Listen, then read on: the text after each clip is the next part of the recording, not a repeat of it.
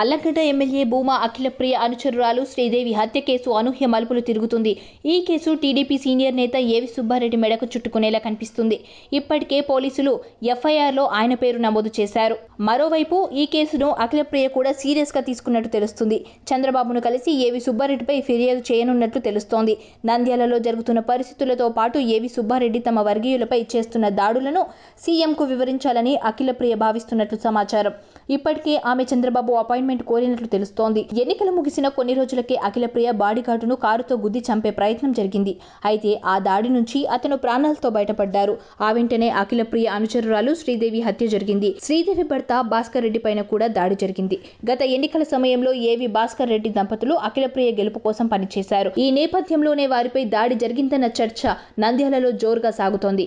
ఇలాంటి పరిస్థితుల్లో శ్రీదేవి హత్య కేసు కీలక మలుపు తిరుగుతుంది.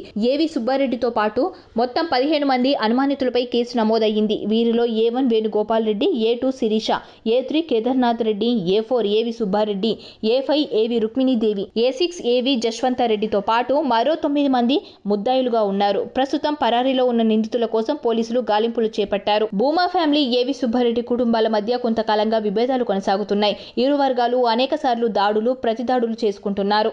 వీరి మధ్య అనేకసార్లు గొడవలు జరిగిన టీడీపీ అధిష్టానం సైలెంట్ గా ఉంది. భూమా నాగిరెడ్డి ఉన్నప్పుడు ఆయనకు ప్రధాన అనుచరుడిగా, అంతకంటే ఎక్కువగానే ఏవి సుబ్బారెడ్డి ఉన్నారు. భూమా దంపతుల మరణం తర్వాత అఖిలప్రియ రాజకీయాల్లోకి వచ్చారు.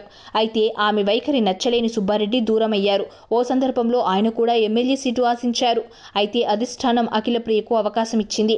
ఆమె ఎమ్మెల్యేగా గెలిచిన కొన్ని రోజులకే ఆమె అనుచరురాలు హత్యకు గురి కావడం, ఏవి సుబ్బారెడ్డి ఫ్యామిలీపై కేసులు నమోదు కావడం ఆళ్లగడ్డ రాజకీయాల్లో సంచలనం రేపుతోంది. మరి ఈ కేసు ఎలాంటి మలుపులు తిరుగుతుంది? సుబ్బారెడ్డి అరెస్టు జరుగుతోందా అనేది సర్వత్రా ఉత్కంఠ రేపుతోంది.